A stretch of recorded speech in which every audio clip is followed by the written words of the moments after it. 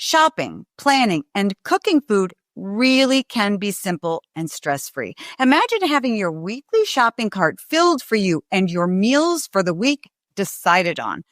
Taking all of that work off my plate is why I love Hungryroot. Fall is in full swing, and between work, family, and everything else on my calendar, I'm trying to make life a little simpler. That's why I turn to Hungryroot. Hungryroot takes the stress out of mealtime by filling your cart with personalized picks and planning your week of meals, getting smarter with every order.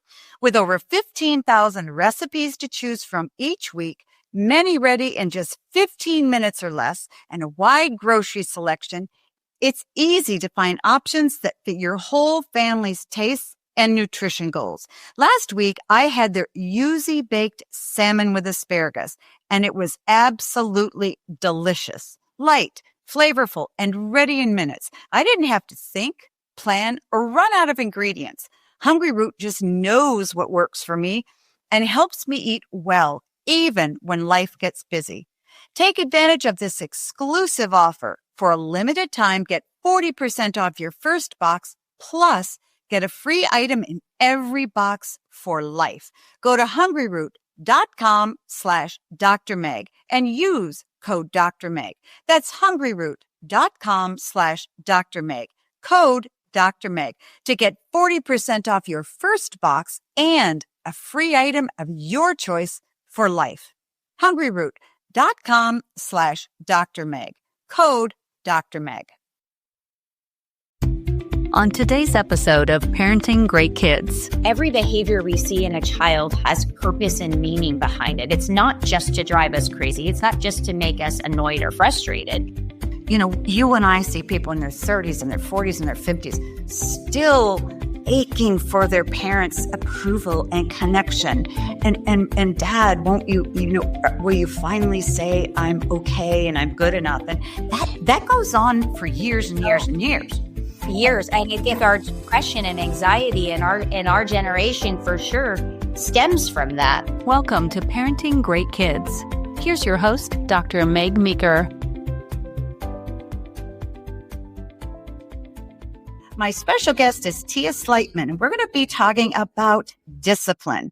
Our theme is discipline without drama, raising confident, respectful kids. Thank you so much for having me. I'm excited to chat with you. You're a parent, I'm a parent, and now a grandparent. And, you know, it's so hard. I mean, it's so hard. Somebody said to me the other day, my husband's leaving and and they have kids at home. And he said, I get to leave and go to work. And I thought, the truth is, for me, it's always been easier going to work than staying at home and tussling with kids. Parenting is like a tug of war. And especially when you've got a child who's strong-willed, you've got a very emotional child. And very often kids, particularly strong-willed kids, just won't listen to you. I have a grandson who every time I say, the sky is blue. No, it's not. It's red. Or I'll say, how old are you? I'm 8. And I'll say, no, you're really 3. If I argue with him that he's 8, it doesn't go anywhere good. Say, oh, okay. So you're 8. And an hour later, how old are you? 5. So, dealing with kids is it's really pretty tough. How much does a child's personality shape the approach that a parent should take with their kids? Yeah, it's a good question. And all kids are different, but yet they're all very similar. And so parents will often say to me and clients that we work with, well, one of my kids just listens and does everything I want them to do, and one won't, and one's super strong-willed, and nothing works the same for each of them. And unfortunately, that's not actually the case. The same things will work. But what I like to say to parents is some just need a little more consistency and a little more parenting. Mm-hmm. And if I look at my own 2 boys who are now 14 and 16, my youngest, Beckett, always needed just a little more guidance and a little more parenting. And so we want to think about the fact that, every behavior we see in a child has purpose and meaning behind it. It's not just to drive us crazy. It's not just to make us annoyed or frustrated. There's a reason and a purpose. And most of the time, as parents, because parenting is a learned skill and it's not intuitive, most of us don't have the skills to really know what that purpose is and why they're pushing back. And because we don't know why, we get very triggered and frustrated thinking that they're just doing it to deliberately be rude or disrespectful when that's not really the case. And so the thing that I really strive for every parent that we come in contact with to learn and to do and to understand is learning those skills to understand the why behind the behavior so you can really support that child so you're not living in that constant game of tug of war. Mm-hmm. How much does a parent's personality play into discipline issues? I would say a lot. I would say so much of us are stuck in our own cycles of the way that we were raised, that maybe we want to repeat some of it, maybe we don't. Maybe we like some of our childhood, maybe we didn't like any of our childhood, but because we haven't learned the skills, we end up repeating the way that we were raised. And so it's very triggering. So our child behavior will trigger something in us that we maybe don't like or want to come out, but that's when our inner child really comes out, when we see those behaviors in our kids. And so if we look at our kids' behaviors, what I like to say to parents is the behaviors you see in your child are a direct reflection of your parenting. So we're reinforcing behaviors we don't want to see. We're reinforcing them pushing back constantly. We're reinforcing them to not listen the first time by the things that we do and say, not on purpose by any means. Every parent is trying their best. Mm-hmm. We haven't learned how to effectively avoid that cycle. And so when we see something we don't like in our kids, there's something that we can do different. And the one thing that I think parents get stuck doing is trying to force their kids to change, force them to listen, force them to do the right thing, force them to stay in bed, force them to do their homework. And in forcing them, you're creating a battle, which is actually making things worse, not better. Instead of saying, hey, what do I need to do differently? What can I do and say different from what I'm currently doing so that I can shift my child's behavior? So what I hear you saying really is that if a kid is exhibiting a behavior that bothers you and triggers something in you that happened as a child, you've really got two kids battling it out. You've got the little kid and the parent, and then you've got the little kid who's there in real life, and they're kind of and the parent is responding to the kid in not the healthiest of ways. So can you give me an example of where maybe a discipline issue where a parent is doing the wrong thing with a kid? A lot of times you hear parents say, no, don't do that. No, don't do that. No, don't do that. What kind of things does a parent do that reinforces bad patterns? Yeah, so many things without realizing it. We do so many things. I can give an example of like the classic case of spilled milk to kind of help showcase when we're doing something that's effective versus ineffective.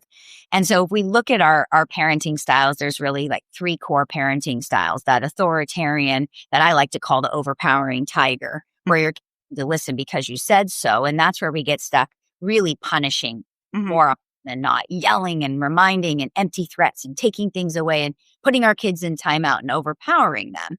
And then you have that permissive parent that's really what I call the wet doormat. You want to set boundaries. You want them to follow through, but you don't know how to hold them and you don't know how to follow through. So you end up giving multiple chances. It feels like your kids are walking all over you and you end up just feeling totally defeated. And then we've got that positive discipline parent, which is the parent who's setting mutual respect boundaries, following through in a respectful way, in a disciplinarian way, not a punishment way. And so if we look at the classic case of spilled milk, everybody's been there. It's the end of the day. You're tired. You're exhausted. The last thing you want to deal with is sour milk gone everywhere. And so the cup spills, the milk goes everywhere at the dinner table, and that overpowering tiger authoritarian parent is going to react to that, feeling very triggered. Most likely, maybe because like when I grew up, if I spilled, my dad was mad at me. I was in trouble if I spilled anything. And I used to be so terrified if I spilled something. And that parent is most likely feeling that trigger from their childhood, that the milk spills, they get triggered, they feel their nervous system rising, and they will react to it. Something along the lines of, why do you always have to do that? Every single night, there's always something. Can't you just sit at the table and eat? Why does it always need to end in a mess? Go to your room. I can't even look at you right now. Yeah. Painful for a child. Very painful for a child. And in that instance, what we've done is we focused on the child. So the child feels badly. The child feels like they can't do anything wrong. The child feels like they can't please you or they're not loved. When really, as the parent, we're really frustrated by the milk. Mm-hmm. When you get stuck in those punishment cycles, you focus on the child, which is what creates more unwanted behavior. That child's emotional needs are depleted. That child doesn't know how to meet their goals in life, which is to please you and to push boundaries until they're found. So you end up cycling and cycling. Whereas if a positive disciplined parent were to respond to that situation, it would sound totally different. We would stay focused on the spill and the idea that we want to teach our kids a skill to clean up the mess and do better next time versus focusing on the child and who they are. So it would sound something like, gosh, I see you had a spill. No worries. Even grownups have spills sometime. Would you like to clean that up on your own, or would you like my help? Would you like to use the sponge? Would you like to use the towel? And we're really giving our kids choice and power. We're there to support them. And they do need to be cleaning, and they need to take part in cleaning up the mess, because that's what we want our kids to spill and clean up, not spill and walk away. Mm-hmm. Our goal as a parent wasn't to make them feel badly about who they were. So what you're talking about really is parents learning to exercise tremendous self-control, because we can't just go into the spilled milk situation and explode because we've had a bad day, we're mad at our boss, we've only been home for 10 minutes, and this is driving us crazy. And I think that's pretty typical for a lot of parents and kids. Kids often usually get the leftovers of parents because they've had a hard day. The first time they really see their kids are spending any time is around dinner time or an hour after, whatever. And it's the worst time of day for a parent to really interact with their kid because they're exhausted and the kid is exhausted and they're both irritable. And so, from what you're saying, I hear that you're saying that, parents really need to think situations through and exercise a lot of self-control. Let's talk about firm versus flexible. Now, how do parents balance the firmness while still giving their kids choices to express themselves? Because I often see this balance tipped, honestly, in my practice with a lot of parents and their kids. So talk about the difference between being firm and being flexible without going too far to one side or the other, the authoritarian or the permissive. Yeah. So we use a term that I created known as 3 C's boundaries. And because all kids are born with those jobs to please you, which is great, but the second job being contradictory, to push boundaries until boundaries are found, that if you are what we call gray in our boundaries, sometimes you give in, sometimes you don't, sometimes you're mad, sometimes you're not, sometimes you explode when they spill, sometimes you're calm, sometimes you say they can, watch 5 more minutes of TV, then sometimes you're like, no. If we're all over the map, we're very inconsistent and we're gray in our boundaries. If our boundaries are gray, our kids are doing an A++ job to push and push and push until they're found. Mm-hmm. And so we have to learn the skills to set what we call 3 C's boundaries: concrete, clear, and consistent. And so as much as we don't want to be rigid in our parenting and we're not drill sergeants just drilling our kids around. We don't want to be so flexible that we're going gray. And that's parents really need to focus on. Are you going gray because you're tired and you don't want to deal with it? Or are you consistent in your boundaries while still giving your kids choice in that? So, for example, you have your consistent morning routine, no matter the age of your child, and and they know that they need to, wake up and they need to make their bed, they need to get dressed, they need to have breakfast, they need to brush their teeth and put their water bottle and lunch in their backpack. So let's say that's your morning routine. Our flexibility is not some days we don't have them make our bed because they didn't and we let them skip it. And some days we pack their lunch and some days that's very confusing. Mm-hmm. Our flexibility comes in, hey, do you think you need 20 or 25 minutes to go through these routines? Let's practice and see. hey, would you like to do TV or video games when you complete your morning routine? How much time do you think you need for the morning routine? How much time do we need until we go? So we can involve our kids in the process, and we can be flexible in terms of the order, or we can be flexible in the time that they might need, but we're not going to be so flexible that we're going gray in our boundaries, if that makes sense. Oh, yeah. Or not even gray, but I see a number of parents have no boundaries. And the philosophy is, I want my child to choose everything from the time they're 2 to 5 to 22. And the child, what I often tell parents, I'd like you to weigh in on it too, is when you have a 2-year-old or a 5-year-old and you tell them to choose everything, it's terrifying because they can't figure it out. They don't know what you're saying. Their minds are not developed enough to be able to make a choice. And sometimes they don't want a choice. They just want to live in their ecosystem that parents have made safe. For instance, I'd love to see how you handle this. I had a little girl that was in kindergarten come in for kindergarten checkup. Dad's standing behind me. I started talking to her, asking her questions. She'd answer. And I asked another question, and her dad from behind me answered the question for her. And she looked it around and she said, "Dad, shut up." And my eyes popped out of my head. And in my mind, I said, "Little girl, you need a spank." But I don't spank. But I was amazed that dad lit it. And then he said, "I'm sorry I made you so upset. That you felt you need to talk to me that way." Talk about that. What did that dad do right? What did he do wrong? Well, what he did right was he didn't react and become angry, and he didn't treat her in a way that she needed to fear him, or that he could yell and scream at her and treat her that way, but she's not allowed to treat him that way. So in terms of doing things right, he remained calm. Fine, great. Things that I would do differently, there have to be boundaries around respect from child to parent and parent to child.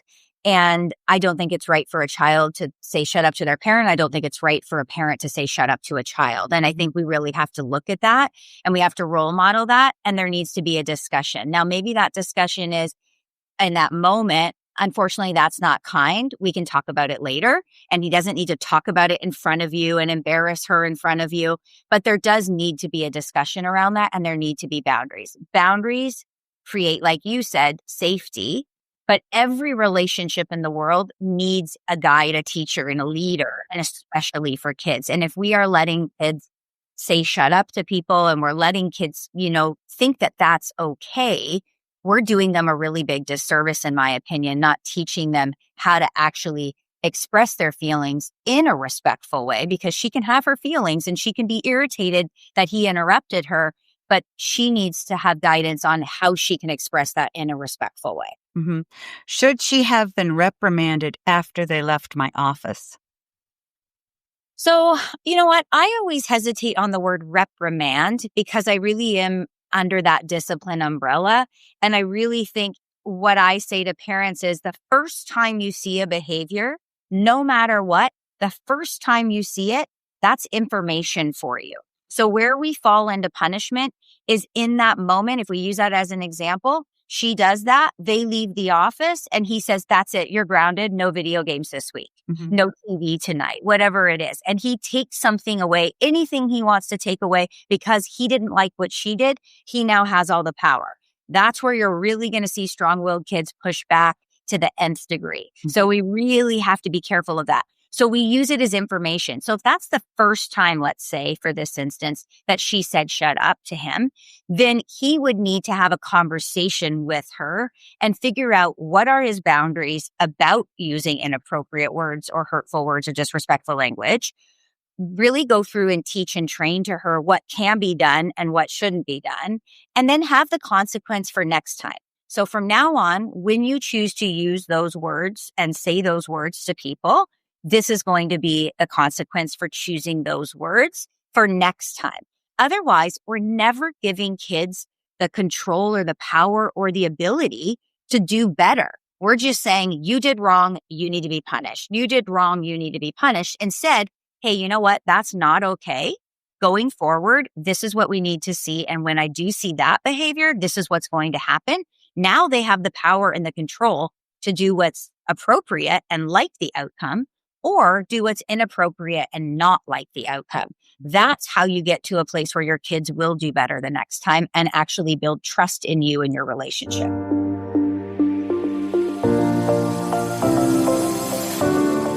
There's nothing worse than knowing you need help, but not knowing where to start. I've had friends and patients who've said they spent months trying to find a therapist who was the right fit, who took their insurance, and who actually had an open appointment.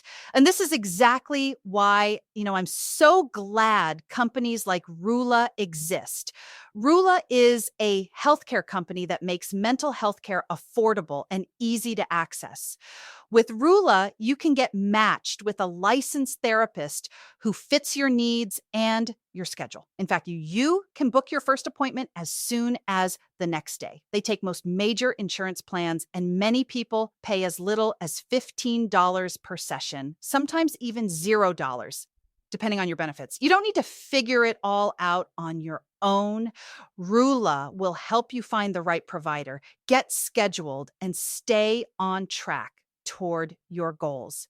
Thousands have already trusted Rula to support them on their journey toward improved mental health and overall well-being. Head on over to rula.com/DRMEG to get started today. After you sign up, they'll ask how you heard about them. Please support our show and tell them we sent you. That's RULA.com/DRMEG. Take the first step toward better mental health today. You deserve quality care from someone who cares.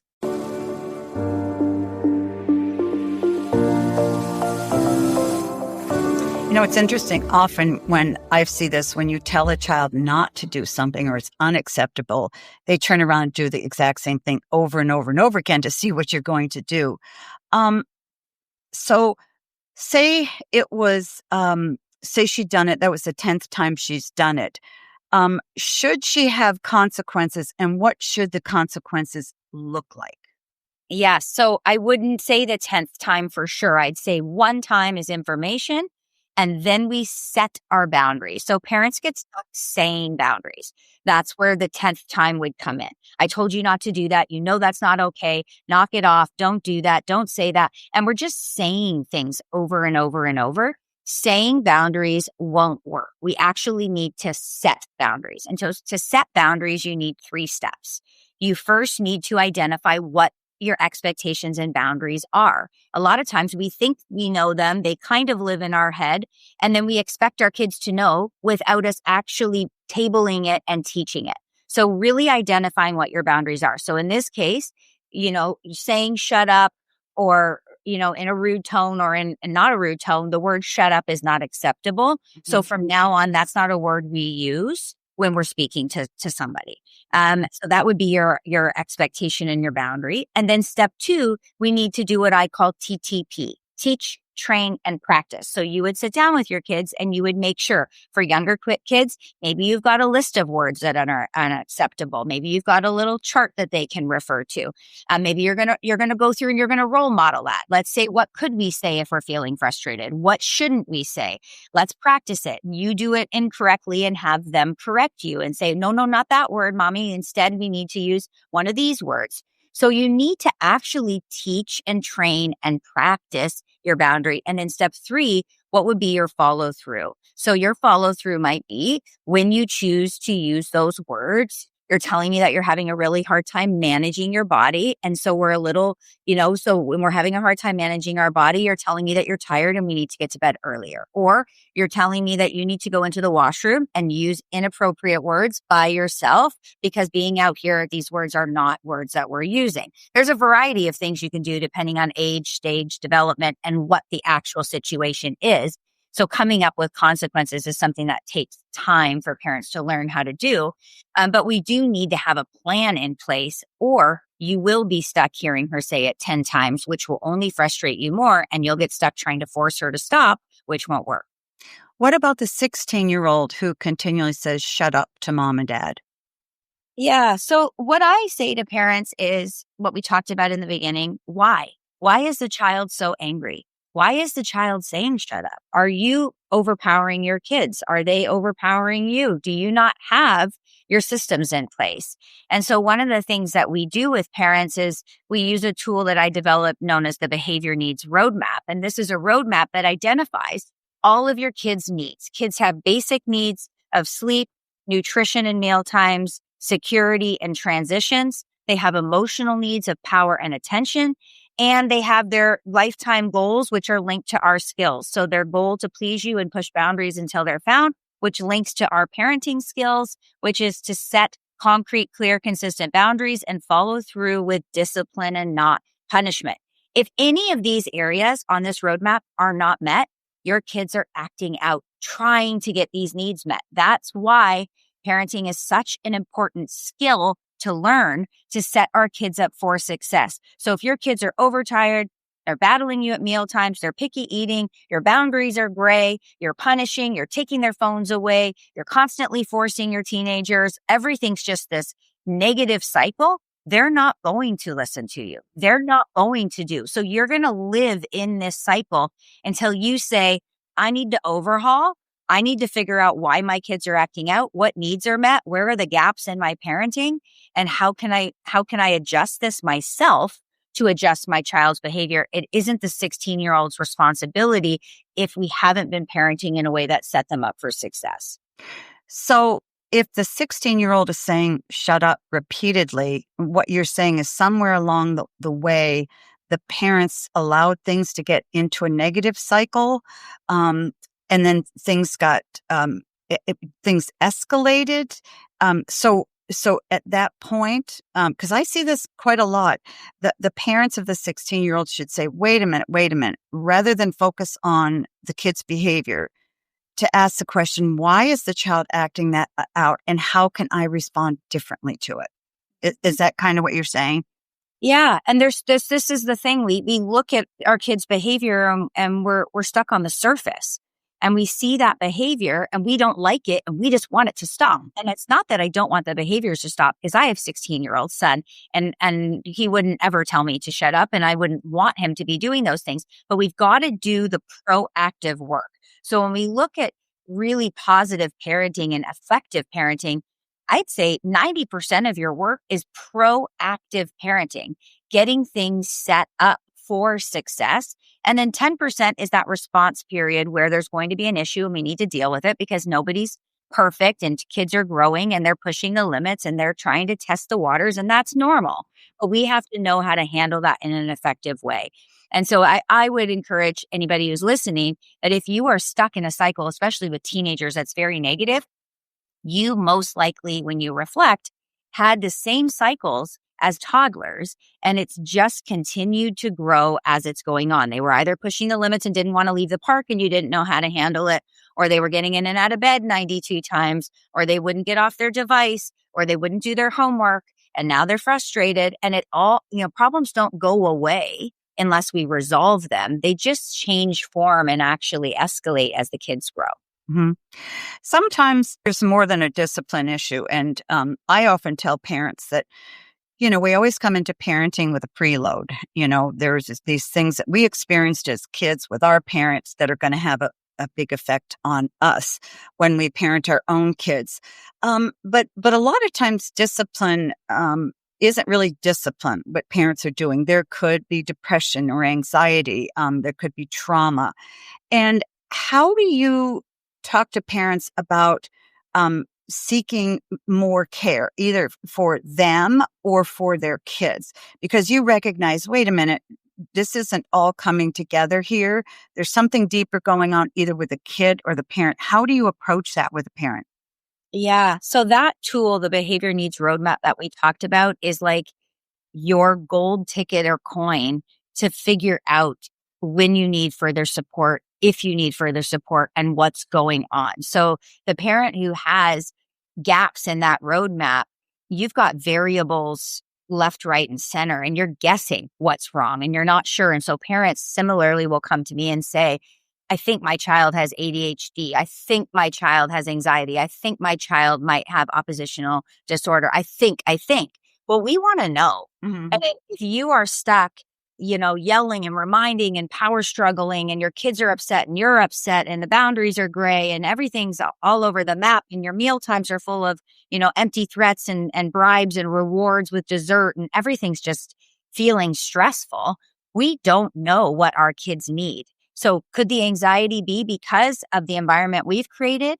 Could we resolve that as we start to check off our boxes on our roadmap and learn the skills? And so I always say to parents, we've got to do our part first. So we go through, we work with those parents, we check off all those boxes on that roadmap, we resolve all of those issues, and then you have a really clear picture into, hey, my kid's doing so much better here, and things are working well in all these areas, but I still have this gut feeling here that my child needs, more support when we're doing their homework and they really can't focus, or my child seems to be so anxious to be dropped off anywhere or to go into a new social environment.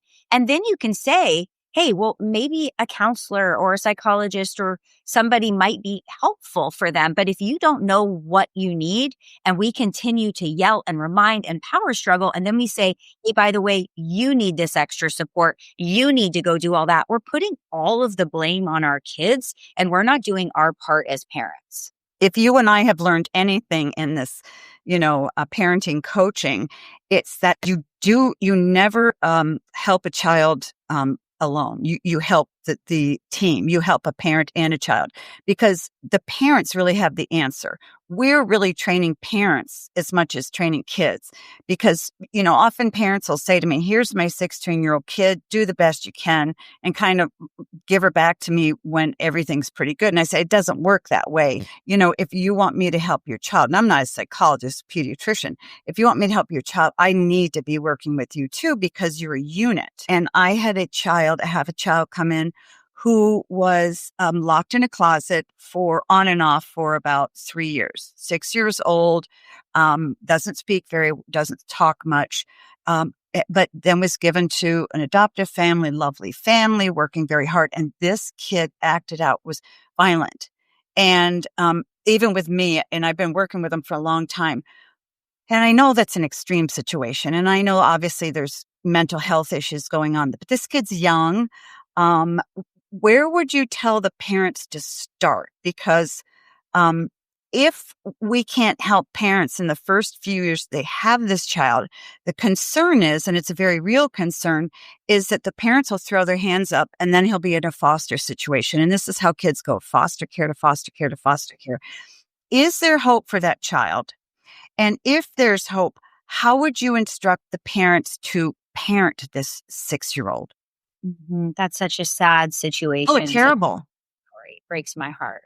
And like you said, yeah, the parenting has to be the focus. And for me in my practice, I only work with the parents. I work solely with the parents because they need to build their confidence and they need to feel empowered that they can handle the situations because kids will always act different for their parents versus teachers or coaches unless the parents have the skills. So once you have the skills as a parent, your kids act the same at school as they do at home. It's not, there isn't this whole idea, and it goes around a lot, is, well, kids come home and they relax and they let loose, and so they're mean and they're disrespectful and they're whatever. It doesn't need to be that way. And once you have things in order, you can actually create a very peaceful home with your kids. In regards to your situation there, that child is so desperate for trust and love and is so afraid for their own well-being because they were so overpowered and controlled. Mm-hmm. And it's going to take time for that child to build that trust. So I would say the most important thing for that parent, and yes, they do need to learn how to discipline in a respectful, calm way so that child isn't triggered and threatened. Of course, we don't want to be using any forms of punishment. But the biggest thing is going to be that connection. Mm-hmm. That child, you look at all of the scientific studies, and I did a lot of science when in my university years. You have to have connection in order to build that trust. And so that child has never had that. And that's a huge missing piece in their security. So we use a tool called Golden Time, and I'm actually going to offer your listeners a download for this if they would like to access it.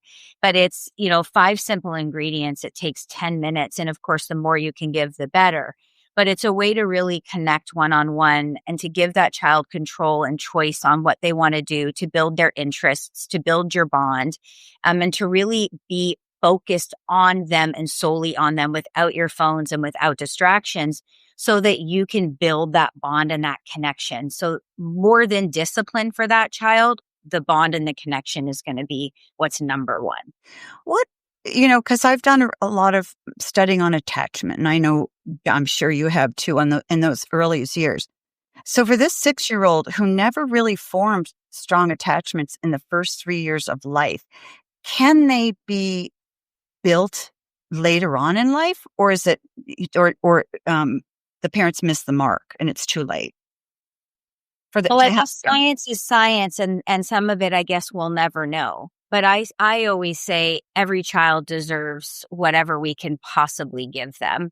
And I think it's never too late to try, and it's never too late to give that child that opportunity.